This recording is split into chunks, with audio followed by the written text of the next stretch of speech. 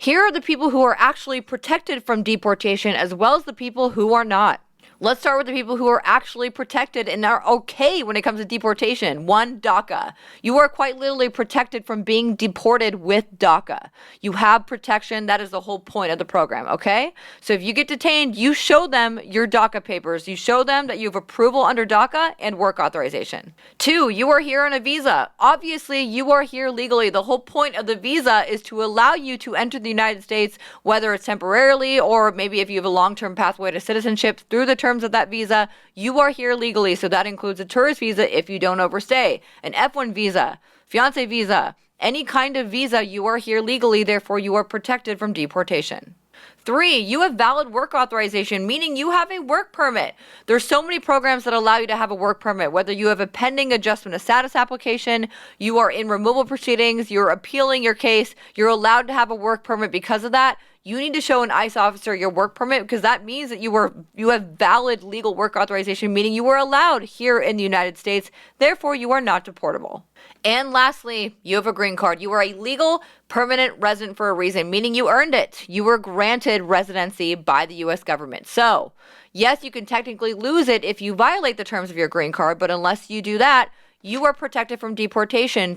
Now, here are the people who can be deported. 1, you have been here less than 2 years, meaning you are under the jurisdiction of ICE. If you're here less than 2 years and you get picked up, they can do something called an expedited removal, which is an immediate deportation, basically without putting you through formal deportation, which is seeing a judge, having an application to defense, hiring a lawyer, etc. So you're definitely at more risk if you're here unlawfully for less than 2 years. 2, should be obvious, but you have a criminal history that makes you deportable. And no, not every single crime makes you deportable. Significant misdemeanors having to do with drugs, alcohol, domestic violence, etc. Or a felony. So any kind of felony pretty much makes you deportable, but it is a very specific set list of crimes. So if you've been arrested and or convicted, you can technically be deported even with some of those protections. But even if you have like DACA and you've been convicted of a felony, you will likely lose your DACA protection, but you'll still be able to fight it in court if you've been here for more than 2 years.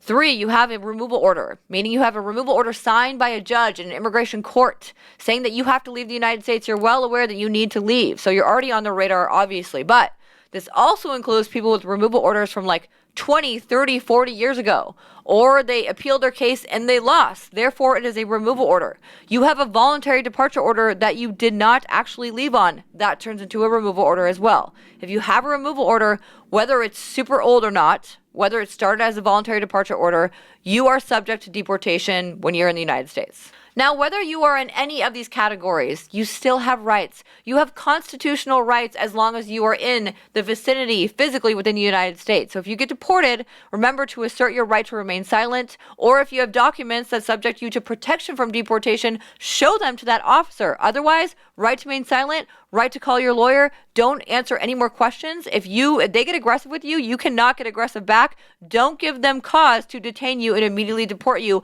under the now signed Lake and Riley Act. As always, I'm an immigration attorney licensed to practice immigration in all 50 states. Follow along, subscribe, let me know your opinion on all of this and what you think is going to happen for the next 4 years.